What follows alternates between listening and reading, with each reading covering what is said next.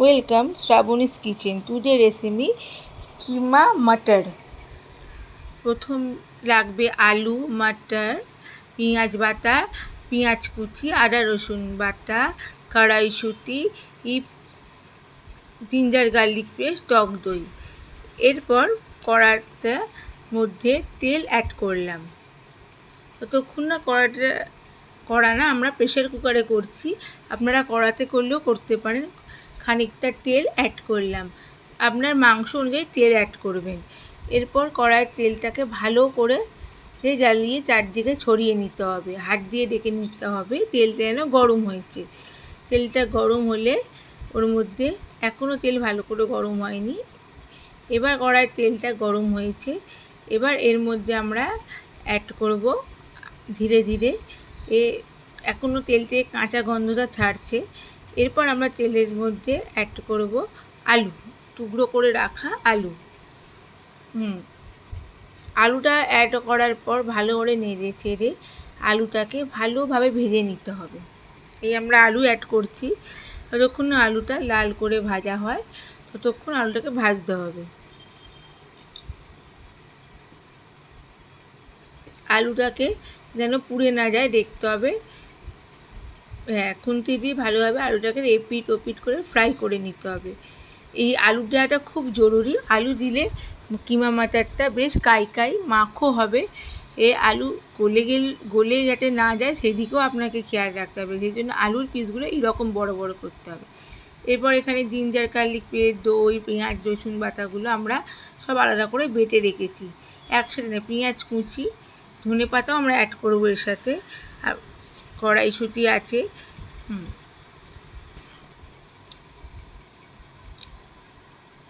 এখন কড়াইশুঁটি তো অ্যাভেলেবেল নয়, আমরা প্যাকেট কড়াইশুঁটি ইউজ করছি। আলুগুলো এপিট ওপিট করে ভেজে নিতে হবে, একটু লাল করে ভাজলে আলুগুলো মোটামুটি গলবে না, কেন মাটনের সিটি দিতে আলুগুলো গলে যাবে নইলে। আমরা আলুগুলো ভালো করে ভেজে নিচ্ছি।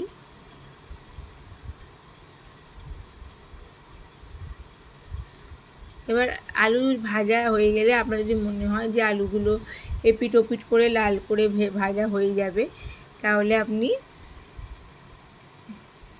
আলুগুলো ভাজা হচ্ছে এখনও, আমরা ইন্ডাকশানে করছি, আপনি গ্যাসেও করতে পারবেন এই রান্নাটা।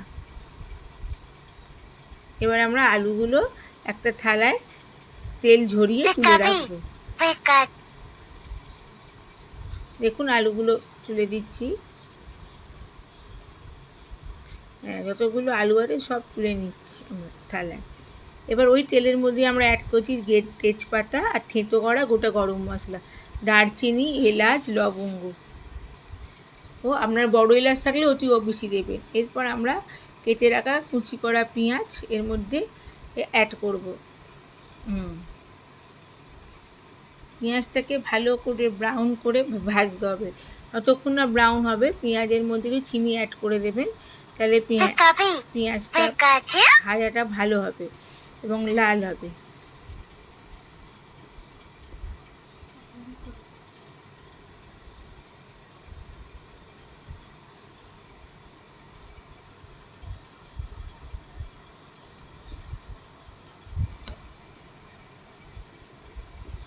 দেখুন পেঁয়াজটাকে পুড়ে না যায় সেদিকেও খেয়াল রাখে, পেঁয়াজটা পুড়ে না যায়। আর আমরা প্রথম থেকে রান্নাটা হাই আঁচেই করব, ততক্ষণ আমরা কষবো, ততক্ষণ আমরা আঁচটা কমাবো না, কষার সময় আঁচটা একটু কমিয়ে দিতে হবে।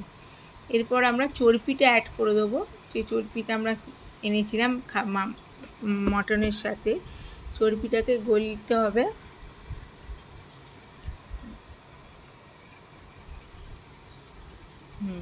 ভালোভাবে আমরা অ্যাড করে দেবো। এবার পেঁয়াজটা ব্রাউন করে ভাজা হচ্ছে।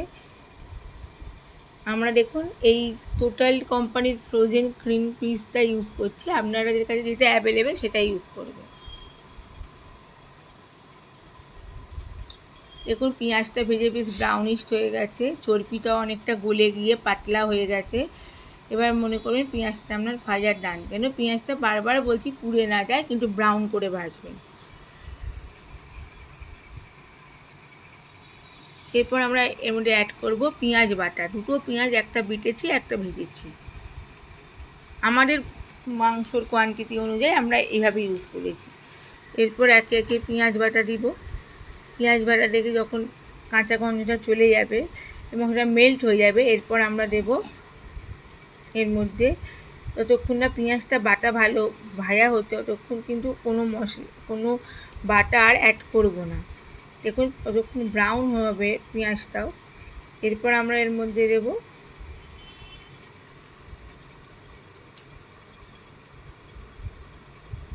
টক দইটা ফেটিয়ে রাখছি। টক দই ডাইরেক্ট দেবেন না, তাহলে এটা কেটে যাবে। মানে যখন দইটা আপনি গ্রেভিতে অ্যাড করবেন তখন দেখবেন এর গ্রেভিটা যেমন ছানা ছানা কেটে যাচ্ছে তার মধ্যে দইটা, সেই জন্য একটু টক দইটা ভালো করে ফেটিয়ে দেবেন। আর ডাইরেক্ট দেবেন না ঠান্ডা দইটা, এতে রান্না টেস্ট বাজে হয়ে যায়।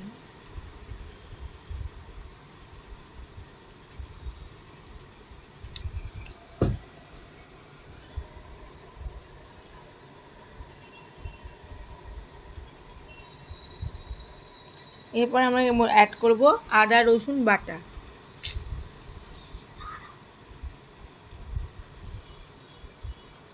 আমরা একটা গোটা রসুন আর 2-3 ইঞ্চি মতো আদা এটা বেটে রেখেছি একটু জল দিয়ে, এটাই আমরা এখানে ইউজ করছি।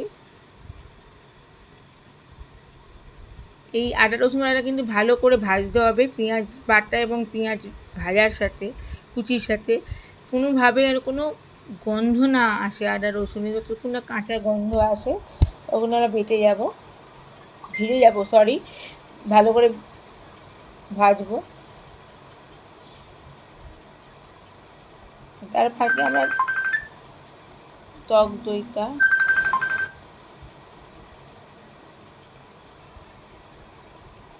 ব্লেন্ড করতে থাকবো ভালো করে।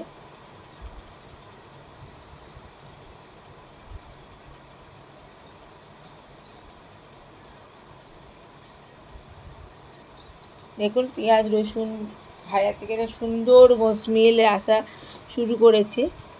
যতক্ষণ না সুন্দর স্মেল একটা আসবে, কাঁচা গন্ধটা না যাবে, ততক্ষণ আমরা ভালো করে এটাকে নেড়ে চেড়ে ভেজে যাব। ছেড়ে যাবেন না, এতে পুড়ে যাওয়ার সম্ভাবনা বেশি। যেমন পেঁয়াজ আছে, চিনি দেওয়া আছে 1-1.5 চামচ মতো।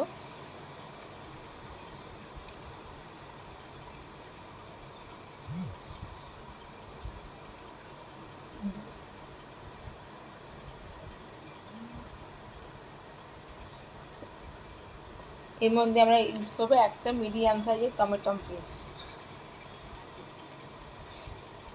দেখুন সব বাটাগুলো ভালো করে আমরা দিয়ে এবার আমরা এটাকে ভালো করে কষাতে শুরু করেছি।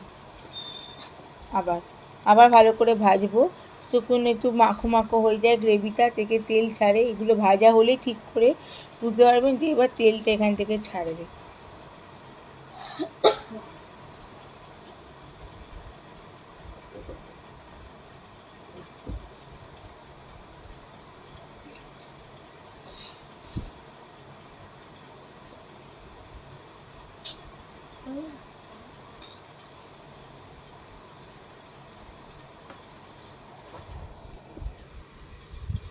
দেখুন বেশ ধোঁয়া উঠছে, গন্ধটাও খুব সুন্দর উঠেছে। টমেটো বাটাটা দেওয়ার পর আরও সুন্দর একটা স্মেল ছাড়ছে, কালারটাও খুব সুন্দর এসেছে। এটাকে বারে বারে এসে একটু নেড়ে যাবে, তাহলে জিনিসটা পুড়বে না।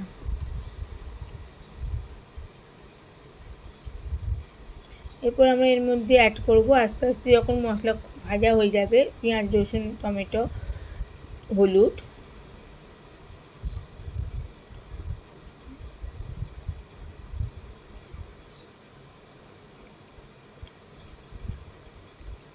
জিরে গুঁড়ো,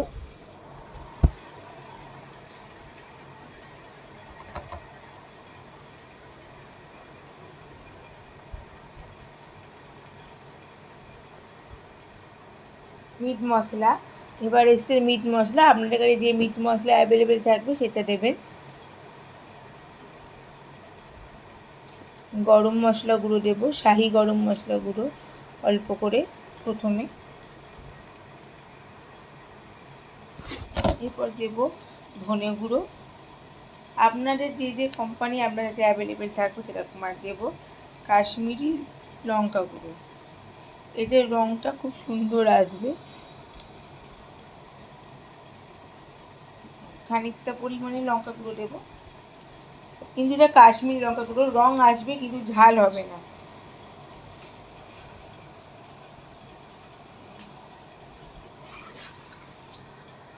এবার আমরা দেব আমাদের লঙ্কা গুঁড়ো, প্লেন লঙ্কা গুঁড়ো যেটা, সেটা 1 চামচ দেব। ভালো করে কষিয়ে নেব। দেওয়ার পর মশলাটা পুড়ে না যায় একটু জল অ্যাড করব, মশলাটা পুড়ে না যায়। মশলা পুড়ে গেলে রান্নাটা খেতে একদম বাজে হয়ে যাবে, পুরা ধরা গন্ধ ছাড়বে। তাই একটুখানি 1 চামচের মতো জল আমরা ইউজ করলাম, যাতে মশলাটা পুড়ে না যায়। ভালো করে কষাতে হবে খানিকক্ষণ, ততক্ষণ না তেল ছাড়বে মশলা থেকে, ততক্ষণ ভালো করে, প্রয়োজন হলে অল্প অল্প করে জল অ্যাড করে করে আপনারা মশলাটা কষিয়ে নেবেন। এতে মশলাটা ভালো করে কষা হবে, কাঁচা গন্ধ ছাড়বে না, আর খেতেও দুর্দান্ত হবে। আপনারা এইভাবে একদিন রান্না করে দেখবেন, দেখবেন কিমা মটরটা খুব সুন্দর হবে।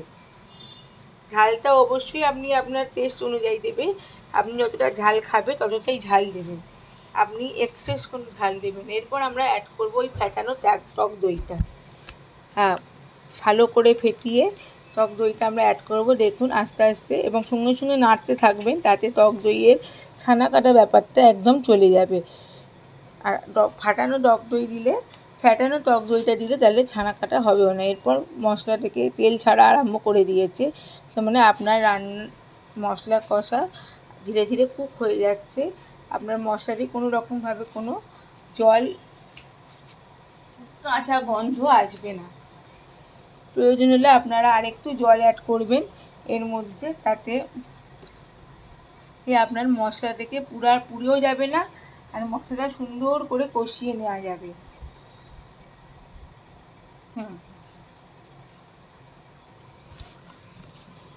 ভালো করে কষাবেন মশলাটা।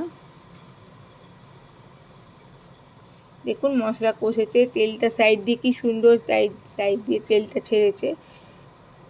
ছিটকানোর ভয় থাকতে পারে, আপনারা একটু দূর থেকে করবেন, তাহলে এই বারে বারে জলটা দিলে তাহলে আর হবে না। মশলাটা তখন কুক হোক।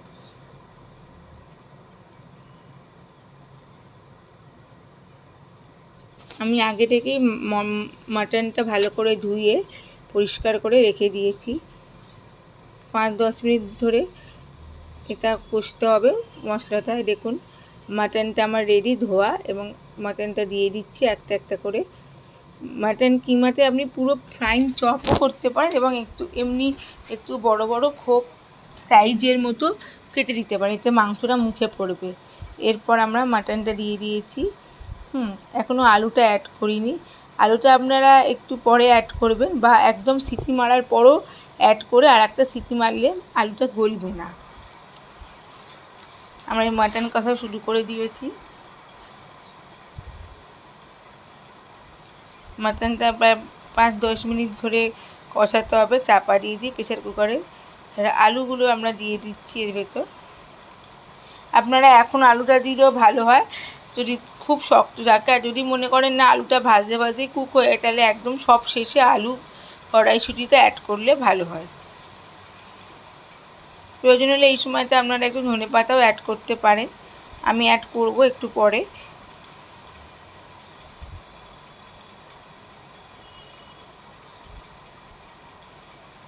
একটু নুন দিলাম স্বাদ অনুযায়ী।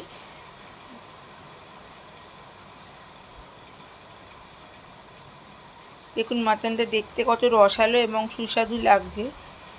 আলুটা আপনারা পরে অ্যাড করলেই ভালো হয়, কারণ এত নাড়াঘাটায় আলুটা ভেঙে যেতে পারে, আপনারা না পেতে পারেন। এই ধনেপাতা, এবার আমরা একটু ধনেপাতা অ্যাড করব এর মধ্যে। পরিমাণ মতো কড়াইশুঁটি আমি প্যাকেট থেকে কেটে নিয়ে রেখে দিয়েছি জলে চুবিয়ে। এটা ফ্রোজেন কড়াইশুঁটি বলে একটু জলে চুবিয়ে রাখলে নর্মাল টেম্পারেচারে ভালো হয়। দেখছেন কি ধোঁয়া উঠছে।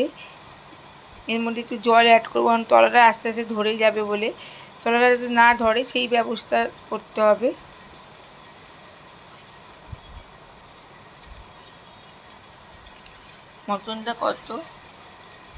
মটনটা কত রসালো এবং সুস্বাদু লাগছে। কিন্তু আলুটা আমরা এখন দেবেন না, যদি লাল করে ভাজা হয়ে থাকে আলুটা আপনারা পরে অ্যাড করবেন, এতে আলুটা ভাঙবে না। আমি ভুল করে আলুটা এখন অ্যাড করে ফেলেছি।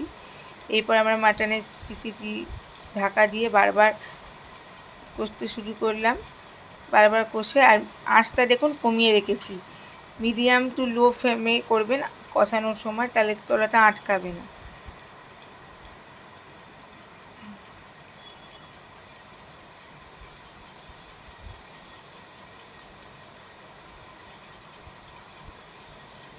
চাপা দিয়ে বারবার দিতে হবে, চাপা দিয়ে বারবার আমরা মাটনটা কষাবো।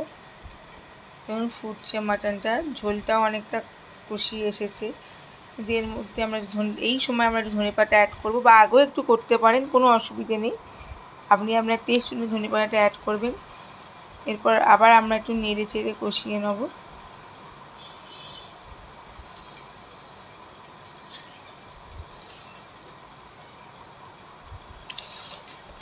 এরপর একটু গরম মশলা গুঁড়ো দিয়ে দিচ্ছি, পুরোটাই মোটামুটি। চিনি অ্যাড করব, একটু গরম মশলা গুঁড়ো দেব। এরপর চিনি অ্যাড করছি স্বাদ অনুযায়ী। আমরা পেঁয়াজ ভাজার সময় চিনি দিয়েছিলাম, আবার এখন চিনি দিচ্ছি। মাটনটা প্রায় 50% তো বলবো না, 45% কুক হয়ে যাবে। এরপর আমরা জল ঢেলে প্রেসারের সিটি আটকে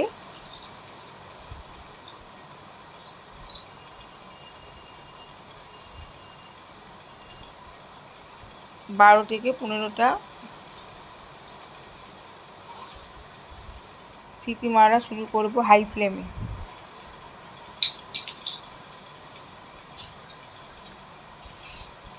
সিটি মারার পর আমরা 12টা সিটি মারার পরে আমরা প্রেসার করে খুলে ওর মধ্যে কড়াইশুঁটি আর একটু ধনেপাতা অ্যাড করছি। আপনারা ভালো ঘি থাকলে অবশ্যই অ্যাড করতে পারেন, আমার কাছে অ্যাভেলেবেল নেই বলে আমি অ্যাড করতে পারিনি। বড় এলাচ, ঘি এইগুলো আমার কাছে অ্যাভেলেবেল ছিল না হঠাৎ করে। এইটা অপশনাল, কাঁচা লঙ্কাটা আপনারা দুটো দিতেও পারেন, আবার নাও দিতে পারেন, গার্নিশের জন্য পরে দিতে পারেন। এরপর আমি জল দিয়ে নেড়ে চেড়ে নিলেন। আমার মনে হলো কড়াইশুঁটিটা কম হয়েছে, আমি আবার একটু কড়াইশুঁটি এর মধ্যে অ্যাড করব।